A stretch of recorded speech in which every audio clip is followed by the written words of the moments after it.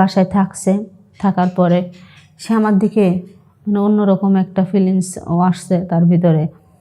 সেরকম করতে করতে আমাদের ভিতরে ভালো একটা সম্পর্ক হয়েছে তো আগে থেকেই।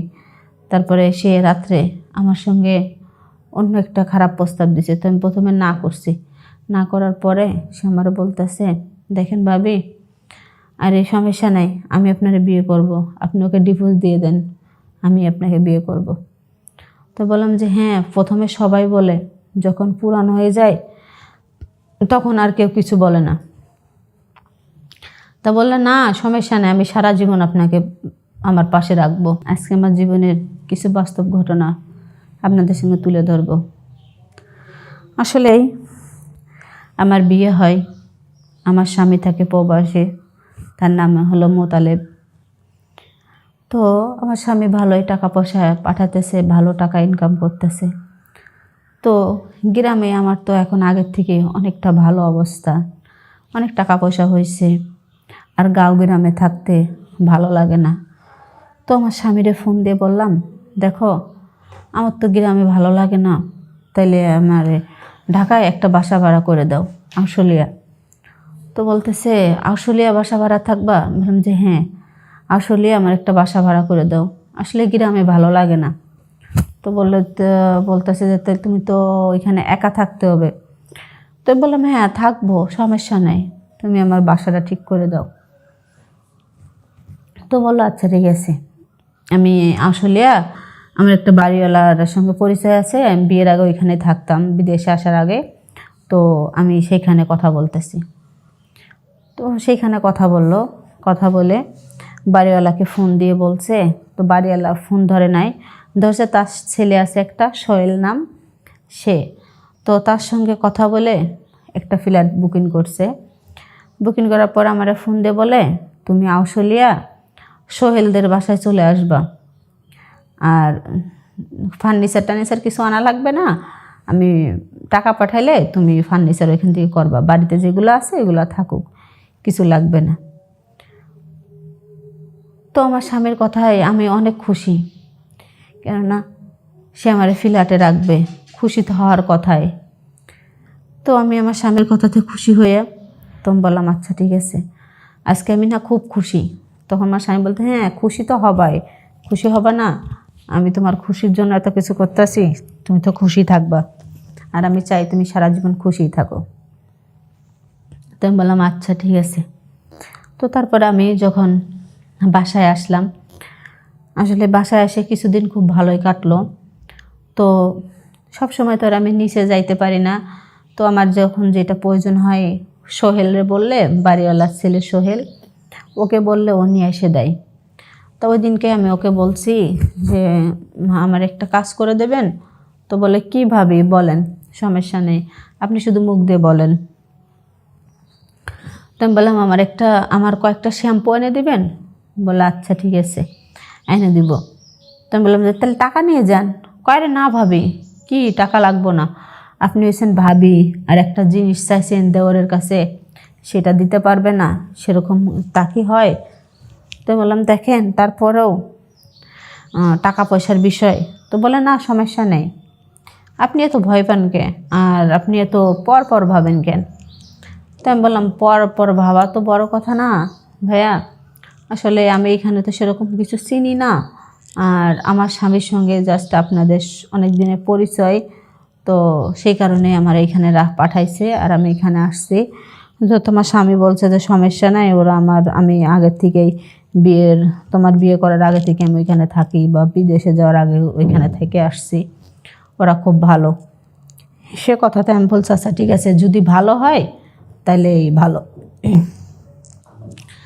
তো বলে না ভাবি সমস্যা নেই, আপনার যদি কোনো দিক থেকে সমস্যা হয় বা কোনো কিছু প্রয়োজন হয় আপনি আমাকে জানাইতে পারেন, আর আমাকে জানাইলে অবশ্যই চেষ্টা করব আপনার সমস্যার সমাধান করার জন্য। তো বললাম আচ্ছা ঠিক আছে।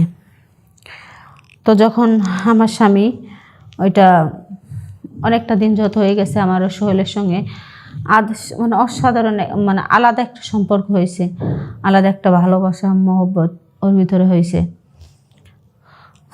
তো হইলে এখন একদিন আমি ওরে বলতেছি যে সোহেল ভাই আজকে দুপুরে আমাদের বাসায় খাইবেন, আমি গরুর মাংস বোনা করছি।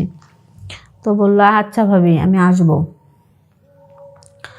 তো রাত্রে ও দুপুরে আসেনি, আস্তে আস্তে রাত হয়ে গেছে। রাত হয়ে গেলে ও খাওয়া দাওয়া কইরা অনেক মানে খাওয়া দাওয়া করে অনেক রাত পর্যন্তই মানে আমরা দুষ্টামি ফাজলামি করছি।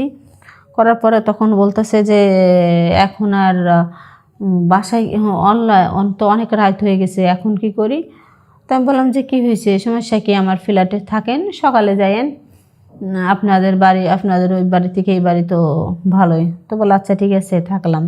মানে আমার যে বাড়িতে রাখছে ওই বাড়ি ওরা থাকে না, ওই বাড়িটা 5 তলা একটা বাড়ি, পুরোটাই ভাড়া দিয়া, ওরা থাকে সামান্য একটু দূরে। তো বলতে চান তো রাত্রে তো যাইতে পারবো না। তো আমি বললাম আচ্ছা ঠিক আছে তাইলে আপনি থেকে যান। যখন সে আমার বাসায় থাকছে, থাকার পরে সে আমার দিকে মানে অন্যরকম একটা ফিলিংস আসছে তার ভিতরে। সেরকম করতে করতে আমাদের ভিতরে ভালো একটা সম্পর্ক হয়েছে তো আগে থেকেই। তারপরে সে রাত্রে আমার সঙ্গে অন্য একটা খারাপ প্রস্তাব দিছে। তো আমি প্রথমে না করছি। না করার পরে সে আমার বলতেছে দেখেন ভাবি, আর এই সমস্যা নাই, আমি আপনারে বিয়ে করব, আপনি ওকে ডিভোর্স দিয়ে দেন, আমি আপনাকে বিয়ে করব। তো বললাম যে হ্যাঁ, প্রথমে সবাই বলে, যখন পুরানো হয়ে যায় তখন আর কেউ কিছু বলে না। তা বললে না সমস্যা নেই, আমি সারা জীবন আপনাকে আমার পাশে রাখবো, আপনি ভুলেও ভেবেন না যে আমি আমার পাশ থেকে আপনাকে সরাই দেব বা আমি আপনার কাছ থেকে সরে যাব। এরকম কোনো সময় এরকম মন মানসিকতা বা এরকম কোনো সময় মন্তব্য আপনি করবেন না। তো আমি বললাম আচ্ছা ঠিক আছে, যদি না করা লাগে তাহলে করলাম না। কয় না করবেন না। বললাম আচ্ছা। আসলে তারপরে আমাদের দুজনের ভিতরে শারীরিক যে সম্পর্ক, সেই সম্পর্কটা হলো। তারপরেও বলতেছে ভাবি আপনি জিনিস একখান, আসলে সেই মন ভরা জিনিস, আর এত সুন্দর জিনিস রেখে ভাই থাকে বিদেশে। তো আমি বললাম যে থাকুক, সমস্যা নেই, ও যদি বিদেশে থেকে যদি ভালো টাকা ইনকাম করতে পারে সেটা তো আমার জন্যই। পরে ও চলে গেছে পরের দিনের সকালে। তারপর আমার ফোন দিয়ে বলতেছে ভাবি তোমাকে একটা কথা বলবো। তো আমি বললাম কী কথা বলেন। আপনি কি সত্যি আমার ভালোবাসেন? তো আমি তখন বললাম যে হ্যাঁ ভালো তো বাসি, কে বলছেন বাসি না? ভালো যদি আপনাকে নাই বাসতাম তাহলে যে কাজটা আমার স্বামীর, যে জিনিসটা আমার স্বামীর জিনিস আপনাকে আমি কখনো দিতাম না। আমি ভালোবাসি দেখে আপনাকে আমি দিছি। ও আচ্ছা। এই কথা বলে যখন বলার পরে আমার স্বামী এরে আমি ফোন দিছি। ফোন দিয়ে বলছি দেখো তুমি আমাকে ডিভোর্স দাও। কেন? আমি বললাম হ্যাঁ আমার ভালো লাগতেছে না, আমি তোমার সংসার করব না। বলে কি বলে এটা? তোমার ভালোর জন্য তুমি বলছো বাসা ভাড়ায় রাখতে, আমি বাসা ভাড়া করছি। তুমি বলছো আমি গ্রামে থাকবো না, আমি তোমাকে গ্রামে রাখি নাই। তুমি বলছো এইটার প্রয়োজন আমি দিছি, তুমি বলছো ওইটার প্রয়োজন আমি দিছি। যখন যখন যেটা চাচ্ছ তখন সেটা দিচ্ছি, তারপরেও তুমি এটা কি বলো? বললাম যে না, তুমি আমাকে ডিভোর্স দিবা নাকি এটা বলো। আসলে এটা বলে এক প্রকার তার সঙ্গে আমার খুব রাগারাগি হওয়ার পর সে আমার বলতেছে আচ্ছা এটা যদি হয় তাহলে তুমি যদি সুখে থাকো তাহলে যাও, আমি তোমাকে ডিভোর্স দিয়ে দিলাম। তখন সে যখন আমাকে ডিভোর্স দিল, আর সোহেল আমাকে বলছিল বিয়ে করবে। আসলে ডিভোর্স দেওয়ার পরে সোহেল আমার পাশ থেকে সরে গেল। সরে যাওয়ার পর আমি ওরে ফোন দিয়ে যদি ডাকিও কোনো সময়, ও কখনো আমার কাছে আসে না। হাজার রিকোয়েস্ট করলেও আসে না। একটা কথাই বলে যে কেন, কী কারণে যাব? কোনো কারণ তোমার এখানে যাওয়ার কোনো প্রয়োজন নাই। যখন প্রয়োজন ছিল তখন গেছি, এখন প্রয়োজন শেষ। যে আমার একটা মিষ্টি কথাই তুমি তোমার স্বামীর সংসার ছেড়ে তারে ডিভোর্স দিতে পারছো, আর দুদিন পর আর একজন এসে একটা মিষ্টি কথা বললে তুমি আমাকেও ডিভোর্স দিয়ে দেবে। কিন্তু তোমাদের মতো মেয়েদেরকে চিনতে আর বাদ নাই, তোমাদের মতো মেয়েদেরকে খুব ভালো করে চিনি। আসলে তার কথাতে আমার খুব কষ্ট লাগলো যে আমি কি করলাম আজকে। আমার ডিভোর্স দিয়ে দিছে, এখন আমি আমার বাবার বাড়িতেও যাইতে পারি না। ডিভোর্স দিয়ে দিলে কোনো মেয়ে তার বাবা মার সামনে দাঁড়াইতে পারে না। কেননা ডিভোর্সটা আমি নিজে ইচ্ছায় দিয়ে আইছি। আমি স্ব ইচ্ছায় তাকে বলছি ডিভোর্স দিতে, সে আমাকে ডিভোর্স দিছে। এই দুঃখের কথা আমার মা বাবা যদি শুনে, আমার মা বাবা স্টক করে মারা যাবে। তারপরে অনেক কিছু বলার পরে সে কোনো রাস্তা আমি পাই না, আমি একেবারে সর্বশান্ত, আমার মানে কোথাও যাওয়ার জায়গা নাই। লাস্টে আমার কি হলো, আমি এখন বর্তমানে পতিতালয়ে থাকি। পতিতালয় একটা মেয়ে কখন যায়, যখন তার কিছু থাকে না, সব কিছু শেষ। আসলে আমারও একই অবস্থা, আমার সব কিছু শেষ, আমি তারপরে ওইখানে গেছি। যাই হোক, আমি যে ভুলটা করছি, নাঙ্গের আশায় ভাতারটা শেষ করছি, এরকম ভুল আপনারা করবেন না কখনো। কের ফান্দে পড়ে বা কের কথা শুনে নিজের লাইফটা এত হেল করবেন না, আর নিজে এত নিচে নামাইবেন না। আপনারা ভালো থাকেন, সুস্থ থাকেন, আর আমার জন্য দোয়া করেন যেন আমি পরবর্তী জীবন খুব ভালো করে কাটাতে পারি।